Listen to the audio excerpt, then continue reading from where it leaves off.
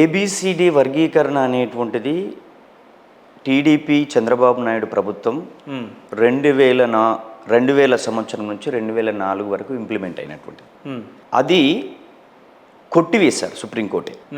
మళ్ళీ 20 సంవత్సరాల తర్వాత సుప్రీంకోర్టు పంజాబ్కు సంబంధించినటువంటి కేసులో ఇంప్లీడ్ చేయించి, అది యాక్చువల్గా తెలంగాణకు సంబంధించి కానీ ఆంధ్రప్రదేశ్కు సంబంధించినది కాదు, వీళ్ళు ఆ కేసులో ఇంప్లీడ్ అయ్యి ఆ యొక్క సుప్రీంకోర్టు చంద్రచూడ్ గారు ఆయా రాష్ట్రాలు చేసుకోవచ్చు. అంతకన్నా ముందు ఇక్కడ ఆలోచిస్తే నరేంద్ర మోడీ గారు పరేడ్ గ్రౌండ్లో ఒక మీటింగ్ పెట్టి ఎలక్షన్ టైంలో మందకృష్ణ గారిని ఓటు బ్యాంకుగా వాడుకొని, నేను మీకు సాయం చేస్తా, సహకరిస్తా, మూడోసారి బీజేపీ ప్రభుత్వం అధికారంలోకి రాకుండా ఎన్డీఏ ప్రభుత్వంతో వచ్చింది కాబట్టి దేశవ్యాప్తంగా ఉండే దళితులంతా కూడా వాళ్ళు పరిపాలించిన 10 సంవత్సరాల్లో దళితుల మీద దాడులు, ప్రభుత్వ సంస్థలను ప్రైవేటు వ్యక్తులకు దారదత్తం చేయడము, దళితుల పైన అట్రాసిటీస్ దాదాపు కొన్ని వేలుగా జరగడం, మొత్తం దేశంలో మూడోసారి అధికారంలోకి వస్తే భారత రాజ్యాంగాన్ని మారుస్తుంది, రిజర్వేషన్లు తీసేస్తామని చెప్పి వాళ్ళ కేంద్ర మంత్రులు వాళ్ళు మాట్లాడడం, ఇదంతా దేశంలో ఉన్న దళితులంతా భయపడి వ్యతిరేకంగా ఓట్లు వేయడం వల్ల మిగతా పార్టీలతో కలయికతో ప్రభుత్వం ఏర్పడింది. ముఖ్యంగా సుప్రీంకోర్టు తీర్పు వచ్చిన తర్వాత ఆ సుప్రీంకోర్టుని ఎంఆర్పిఎస్కు సంబంధించిన వాళ్ళే కానీ, మాదిగ మేధావులు కానీ, మిగతా వాళ్ళు ఎవరు కూడా అధ్యయనం చేయలేదు. సుప్రీంకోర్టు ఆయా రాష్ట్రాలు చేసుకోవచ్చు అని చెప్పింది, సలహా ఇచ్చింది. సలహా ఇచ్చిన తర్వాత రాష్ట్ర ప్రభుత్వం జడ్జిమెంట్ అనేది చేసుకోవచ్చు అని చెప్పింది. అంటే ఇక్కడ అత్యున్నతమైనటువంటిది ఈ దేశంలో ఏంటిదంటే పార్లమెంట్. డాక్టర్ బాబాసాహెబ్ అంబేద్కర్ భారత రాజ్యాంగ నిర్మాత దళితులకు సంబంధించిన 1267కు సంబంధించిన అంటరాని కులాలను ఒక షెడ్యూల్లో చేర్చి, ఆ షెడ్యూల్ కులాలని ఒక కులాన్ని చేర్చాలన్నా ఒక కులాన్ని తీసివేయాలన్నా పార్లమెంటు సుప్రీం అన్నారు. భారత రాజ్యాంగంలో సుప్రీంకోర్టు అనేటువంటిది ఒక భాగం అవుతే, ఇది పార్లమెంటులో చట్టం చేసి ఆయా రాష్ట్రాలలో డిమాండ్ను పరిష్కరించాలనే ఆలోచనతో కదా 2004లో సుప్రీంకోర్టు కొట్టివేసింది. అదే సుప్రీంకోర్టు మళ్ళీ చెప్పిందంటే సుప్రీంకోర్టు మ్యానిపులేట్ అయిందా? మందకృష్ణ గారు చాలా మీటింగ్లలో ఏం చెప్పాడంటే, నరేంద్ర మోడీ సహకరించడం వల్ల, నరేంద్ర మోడీ చంద్రచూడును ఇన్ఫ్లుయెన్స్ చేయడం వల్ల మాకు ఆ తీర్పు వచ్చిందని ఆయన చెప్పారు. మరి సుప్రీంకోర్టు ఇట్లా ప్రభుత్వ అధినేతలను ప్రభావంతో ఇలా తీర్పులు ఇస్తే న్యాయాన్ని నమ్మడానికి ప్రజలు ఏ విధంగా చూస్తారు? అంటే మీరు ఇన్ఫ్లుయెన్స్ చేస్తేనే తీర్పిస్తారా? మీకంటూ సొంత నిర్ణయాలు ఉన్నాయా? అంతేకాకుండా క్రిమిలేయర్ గురించి కూడా సుప్రీంకోర్టు వ్యాఖ్యానం చేసింది, చంద్రచూడ్ గారి యొక్క కమిటీ. క్రిమిలేయర్ అనేటువంటిది దళితులకు రిజర్వేషన్లు వచ్చినటువంటి ప్రాతిపాదిక. వాళ్ళు అంటరాని వాళ్ళుగా, అంటే నిర్ణయాలు అనేటివి ఇన్ఫ్లుయెన్స్ చేస్తే మారిపోతాయి అంటారా? అది అలానే వచ్చిందని చెప్పేసి అని మందకృష్ణ గారు చెప్పారు. మాకు నరేంద్ర మోడీ గారు సహకరించడం వల్ల సుప్రీంకోర్టు తీర్పు వచ్చిందని చెప్పాడనే విషయాన్ని మీకు గుర్తు చేస్తాను. నరేంద్ర మోడీ గారు ప్రధానమంత్రి అని మీకు గుర్తు లేదనుకుంటా. నరేంద్ర మోడీ గారు ప్రధానమంత్రి అయితే నరేంద్ర మోడీ గారు ఒక కులం మీటింగ్కి వచ్చి మాకు ఎన్నికల్లో సహకరించండి. మొన్నటి ఎన్నికల్లో మందకృష్ణ గారు ఒక వీడియో మీకు చూపిస్తాను.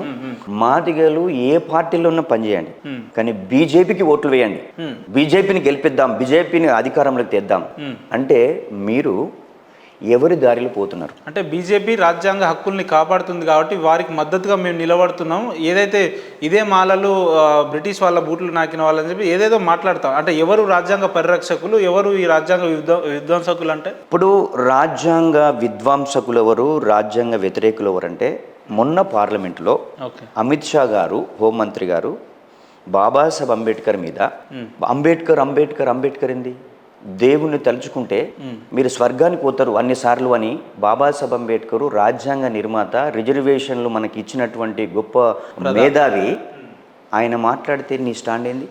ఇప్పటి వరకు అమిత్ షా క్షమాపణ చెప్పాలని డిమాండ్ చేసినావా? దేశవ్యాప్తంగా 20 కోట్ల మంది ప్రజాస్వామికవాదులు, అన్ని రాజకీయ పార్టీలు, ఉత్తరప్రదేశ్లో ఉన్నటువంటి చంద్రశేఖర్ ఆజాద్, మాయావతి, బీహార్లో ఆ ప్రభుత్వంలో ఉన్నటువంటి వాళ్ళు కూడా వ్యతిరేకిస్తే, ఈరోజు అంబేద్కర్ ఇచ్చిన రిజర్వేషన్లు అడుగుతున్న నీవే, నువ్వు అసలు ఆయన మీద ఒక స్టేట్మెంట్ లేదు, వాళ్ళ కళాకారుల స్టేట్మెంట్ లేదు, మందకృష్ణ గారు ఈ మధ్యలో పెడుతున్నటువంటి మీటింగ్లలో మన మాదిగ కళాకారులు పోతా ఉన్నారు, కొంతమంది బీసీ కళాకారులు పోతా ఉన్నారు, బీసీ మేధావులు పోతా ఉన్నారు. అది మీరు సుప్రీంకోర్టును చదివారా?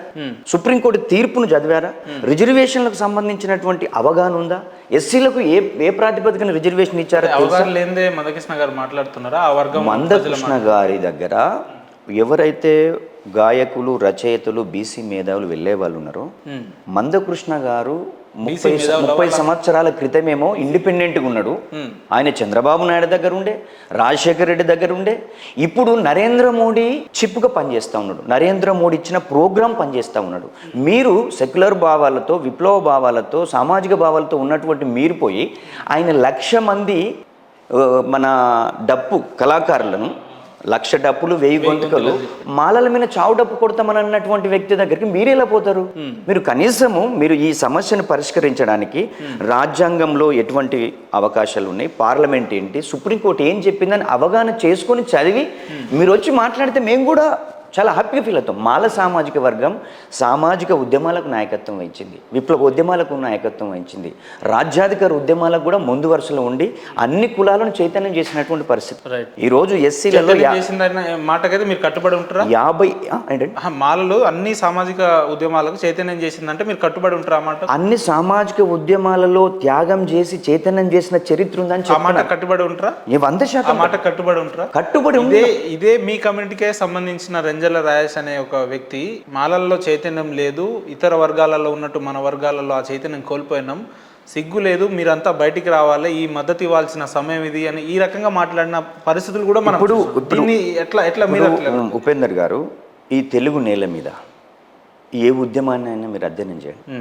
ఒక శివసాగర్, ఒక గద్దర్, ఒక కల్చరల్ ఐకాన్, ఆ తర్వాత వచ్చిన సంస్కరణ ఉద్యమాలు, ఆ తర్వాత వచ్చిన దళితులు, ఎస్సీ ఎస్టీ సబ్ప్లాన్ ఉద్యమాలు, ఎట్లా వీళ్ళను ఎంపవర్ చేయాలి, ఏ విధంగా వీళ్ళకు చైతన్యం అందించాలి, మిగతా సామాజిక వర్గాల్లో కానీ విద్యా రంగంలో, ఉద్యోగ రంగంలో, వ్యాపార రంగంలో, రాజకీయ రంగంలో ఈ యొక్క ఎస్సీ ఎస్టీల ప్రాతినిధ్యం పెంచాలని ఉద్యమించినటువంటి వాళ్ళు, ఈ తెలుగు నేల ముందు వచ్చినటువంటి పూలే గురించి, సావిత్రిబాయి పూలే, పెరియార్ ఉద్యమాలు నాయకత్వం వహించిన వాళ్ళు, విప్లవోద్యమాలకు కూడా నాయకత్వం వహించేవారు.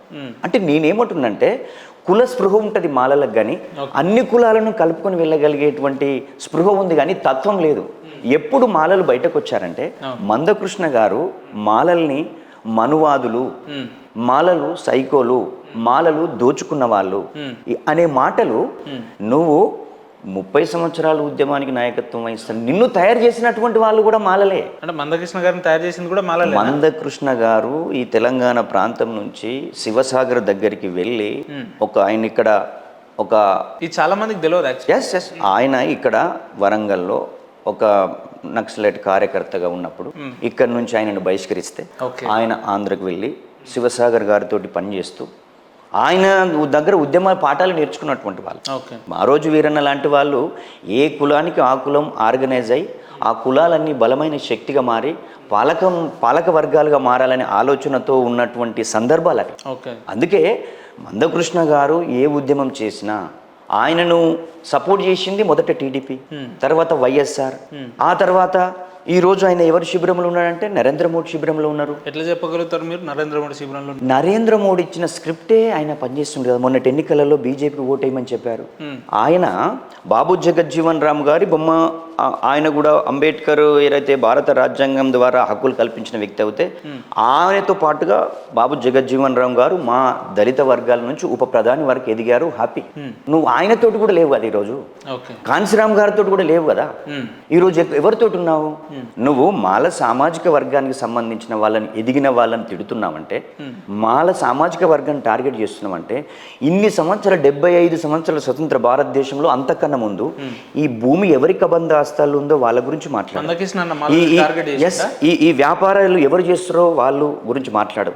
ఈరోజు ఛానళ్ళు నడుపుతున్నటువంటి వాళ్ళు ఎవరు, ఏ సామాజిక వర్గాలు, వాళ్ళ గురించి మాట్లాడు. కానీ ఒక మాల సామాజిక వర్గం నుంచి ఒక ఛానల్ పెట్టి, ఒక పత్రిక పెట్టి, ఈ దేశంలో దళితులు వ్యాపారవేత్తలు కావద్దా? ఈ దేశంలో ఉన్నటువంటి ఈరోజు నువ్వు ఎంతమంది మాదిగ సామాజిక వర్గానికి సంబంధించిన వాళ్ళని వ్యాపారవేత్తలుగా తయారు చేశావు? ఎంతమందికి రాజకీయ భవిష్యత్తు ఇచ్చావు?